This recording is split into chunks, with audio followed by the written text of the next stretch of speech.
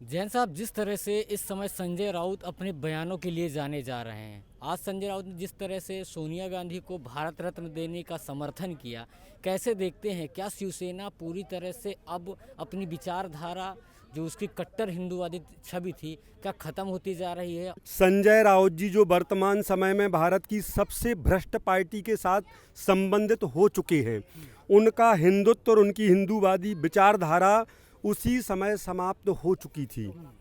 Congress party ने पिछले 60 सालों में हिंदुत्व को जमीन में गाड़ा है। भारत का बच्चा बच्चा जानता है, 8 साल का भारत का एक बच्चा भी जानता है कि कांग्रेस पार्टी ने पिछले 60 सालों में हिंदुत्व के बारे में क्या किया। उनसे संजय राउत जी ने हाथ मिलाया और इनके बारे में हम क्या कहें, इनको गद्दार कहें, देशद्रोही कहें, इनको बागड़ बिल्ला कहें, क्या कहें, यह लोग क्या करते हैं। जैसे संजय राउत है, केजरीवाल, मुल्ला मुलायम, अखिलेश आदि, यह लोग इनके जीवन की उपलब्धियों को अपने ऊपर लेते हैं। कुछ भी इनको जो हासिल होता है उसको श्रेय अपने ऊपर लेते हैं, और जो इनसे गलतियां होती हैं वह सब कुछ मोदी के मत्थे मढ़ देते हैं कि हमने नहीं किया, यह तो मोदी ने कर दिया। आज तक इन लोगों ने इंसानियत के लिए, आदमियत के लिए, मानवता के लिए क्या किया, हमारा आप लोगों से यह प्रश्न है। आज तक क्या किया? जैसे आपने कहा कि संजय राउत ने इस प्रकार से निवेदन किया है गवर्नमेंट से कि सोनिया गांधी को भारत रत्न मिलना चाहिए। हम एक प्रश्न पूछना चाहते, इंदिरा गांधी को भारत रत्न इसलिए मिला था कि उनने इमरजेंसी जैसा कलंक भारत में लगाया था। विश्व के इतिहास में अगर सबसे बड़ा कोई कलंक है तो उसका नाम है आपातकाल इमरजेंसी। इसलिए इंदिरा गांधी को भारत रत्न मिला था। जवाहरलाल नेहरू को इसलिए क्या भारत रत्न दिया गया था कि उन्होंने भारत के विभाजन में, हिंदुस्तान पाकिस्तान के विभाजन में सबसे बड़ा हाथ अगर किसी शख्स का था, उसका नाम था जवाहरलाल नेहरू, इसलिए उनको भारत रत्न मिला था। राजीव गांधी को इसलिए भारत रत्न मिला था कि वो स्मार्ट थे। जिस दिन हमें पता लगा कि राजीव गांधी को भारत रत्न मिला है, हम 2 महीने लगभग बेहोशी की हालत में रहे, क्योंकि हमारे समझ में ही नहीं आता था कि भारत रत्न मिलने लायक राजीव गांधी ने अपने जीवन में क्या किया है। आपसे भी हम पूछना चाहते हैं कि एक आध ऐसा आप काम बता दो जिससे राजीव गांधी को भारत रत्न मिला। तो हमें ये तो भारत रत्न की बात हुई, लेकिन जिस तरह से संजय राउत साहब के बयान रहे हों अभी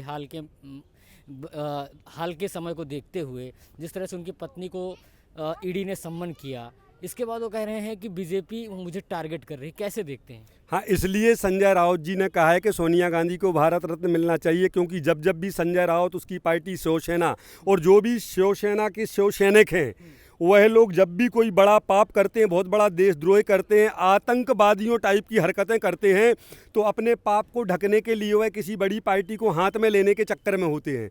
उन्होंने अपने पाप को ढकने के लिए, क्योंकि पीएमसी बैंक घोटाले में 100% उसकी पत्नी का हाथ है, 2-3 बार उनके साथ ईडी वालों के साथ बैठक भी हो चुकी है, वो फंसने वाली है। बहुत बड़ा घोटाला, करोड़ों का घोटाला है, और भी कई शिवसैनिक अलग अलग घोटालों में निरंतर फंसते हुए चले जा रहे हैं। और मैं दावे के साथ कह सकता हूँ, आज एक घटना आगे आगे देखो होता है क्या, कई शिवसैनिक कई घोटालों में सामने आएंगे। तो जब जब शिवसैनिक कोई फंसता है तो वह कहते हैं सोनिया गांधी को भारत रत्न मिलना चाहिए। आप एक बात याद रखना, कोई संत जो बात बात पर आपको आशीर्वाद दे, आपके माथे पर हाथ रखे, समझ जाना है फर्जी संत है। फर्जियों के लिए बार बार मीठा बोलना पड़ता है, बार बार माथे के ऊपर हाथ रखना पड़ता है। सच्चा संत तो मुड़ के देखता नहीं, अपनी साधना में लीन होता है।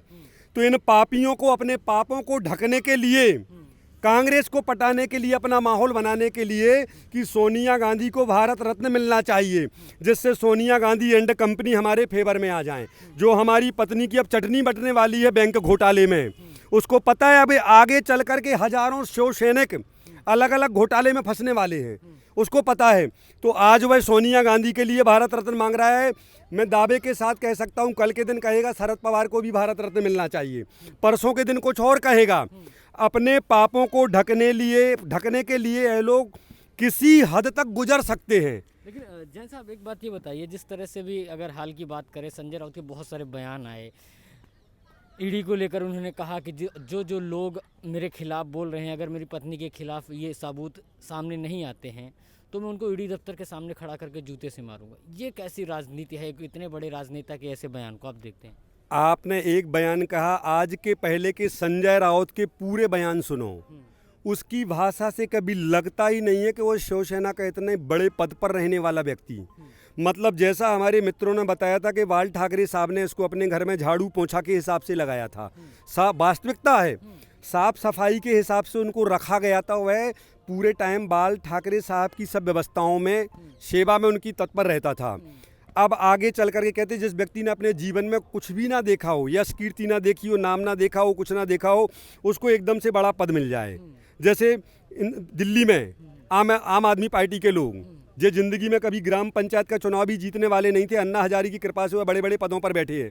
ऐसे ही संजय राउत को झाड़ू पोंछा करते करते, बाल ठाकरे की सेवा करते करते आज इतना बड़ा पद मिल गया। तो जिन लोगों को धोखे में कोई पद मिल जाता है पद का महत्व तो नहीं समझते। और जो व्यक्ति एक ग्राम पंचायत का चुनाव भी पूरी मेहनत के बाद जीतता है, पूरी खून पसीने की कमाई से जिसको ग्राम पंचायत का सरपंच बनने मिलता है, उसका वह महत्व समझता है। संजय राउत उसका महत्व क्या समझे?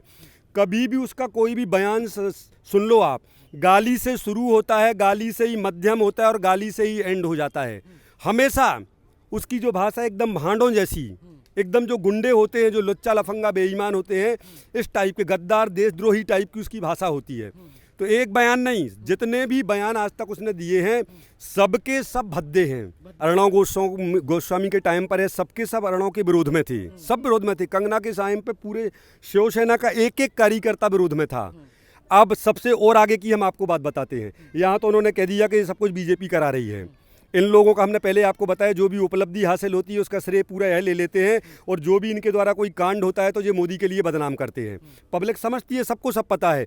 अब हम आपसे पूछना चाहते, आज ही पता लगा है कपिल शर्मा के लिए भी, कपिल शर्मा को भी मुंबई पुलिस की क्राइम ब्रांच ने कुछ भेजा है आज, क्योंकि किसी घोटाले में उसने कोई डिजाइनिंग, या शाहरुख खान की जो वैनिटी वैन है तो उसकी डिजाइन को देख करके इसने भी अपनी वैनिटी वैन को वैसा बनाने का प्रयास किया।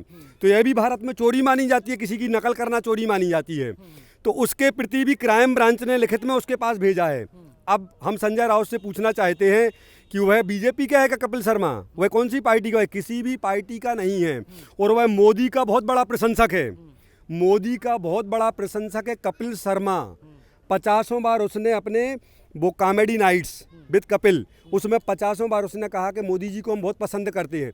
फिर क्राइम ब्रांच ने उसके पास लिखित में क्यों भेजा है, और भी हो सकता है फंस जाए कपिल शर्मा। अब अर्णव गोस्वामी के साथ ऐसा इन लोगों ने किया, तब तक यह चुप बैठे। और कंगना के साथ तो ऐसा लगता था कहीं कंगना भी सुशांत सिंह राजपूत जैसी आत्महत्या ना कर ले।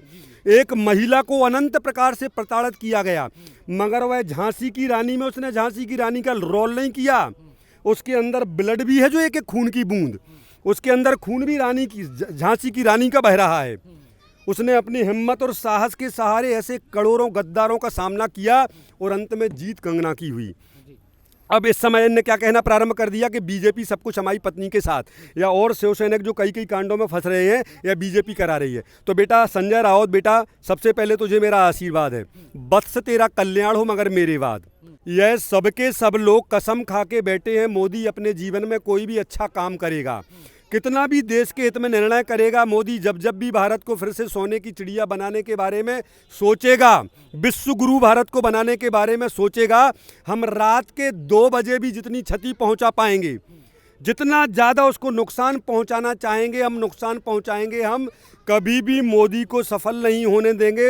ऐसा करने से वह संजय राउत जैसे लोग अपने आप को, स्वयं को क्षति पहुंचाने में लगे हैं। मोदी निरंतर बढ़ता हुआ चला जा रहा है। लेकिन मेरा लास्ट और आखिरी सवाल ये है कि जिस तरह से शिवसेना इस समय किसान का जो विरोध चल रहा है उसके समर्थन में है कि ये विरोध खत्म होना चाहिए, नरेंद्र मोदी को सोचना चाहिए, नरेंद्र मोदी को सामना में तानाशाह बताया जा रहा है, उसको आप कैसे देखते हैं? संजय राउत जी से हम एक प्रश्न पूछना चाहते हैं, मोदी जी की कोई किसानों से पूर्व जन्मों की दुश्मनी है क्या? अरे मोदी तो जिनके बारे में कहते हैं कि मोदी को मुसलमानों का एक वोट नहीं मिलता, ऐसा कहते हैं, हम इस बात को हम कभी मानते नहीं हैं। बहुत वोट उसको लोकसभा में भी, सब चुनाव में मुसलमानों के हमेशा मिलते हैं। बिना मुसलमानों के वोटों के मोदी जीत नहीं सकता। फिर भी एक लोक व्यवहार में कहते हैं, भारत में चर्चा है कि मोदी को मुसलमानों के वोट नहीं मिलते, मोदी को वोट नहीं। फिर भी आप देखो सब निर्णय, ट्रिपल तलाक मुसलमानों के हित में निर्णय किया मोदी जी ने। 370 कश्मीर के सभी मुसलमानों से पूछ लो, जितने भी बुद्धिजीवी मुसलमान हैं कश्मीर के, सब ने एक सिरे से कहा कि यह तो देश हित में है, कश्मीर के हित में है, सब प्रकार से हम मुसलमानों के हित में। निर्णय किसने किया? पिछले 70 सालों में किसी ने निर्णय नहीं किया, निर्णय भी मोदी जी ने किया। अरे मोदी तो कभी सपने में मुसलमानों का भी बुरा नहीं चाहता, कभी भी किसी भारत के नागरिक का बुरा नहीं चाहता।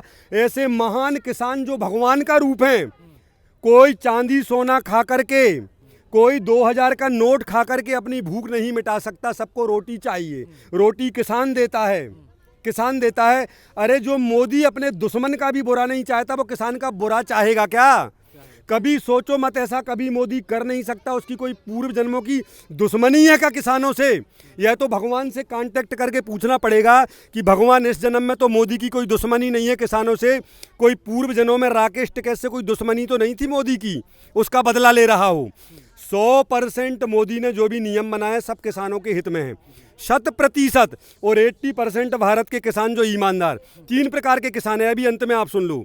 3 प्रकार के किसान हैं, राजनीतिक किसान, धनवान किसान और तीसरे मजदूर किसान। असली वाले होते हैं मजदूर किसान जो आज भी खेतों में, वह यहाँ पर आंदोलन में नहीं आए हैं क्योंकि उनको ना तो किसी पार्टी से टिकट लेना है चुनाव लड़ने के लिए, ना उनको कनाडे वाले पैसा जो आ रहा है उससे हिस्सा बांट करना है, उनको कुछ नहीं करना है। आज भी वो अपने पंजाब के किसान भी 18 घंटे अपने खेतों में काम कर रहे हैं, जो मजदूर किसान हैं। यहाँ पर अधिकांश 90% किसान कौन से हैं? 90% यहाँ पर आने वाले किसान धनवान किसान और राजनीतिक किसान हैं। मजदूर किसान यहाँ पर होंगे भी तो 2% हैं।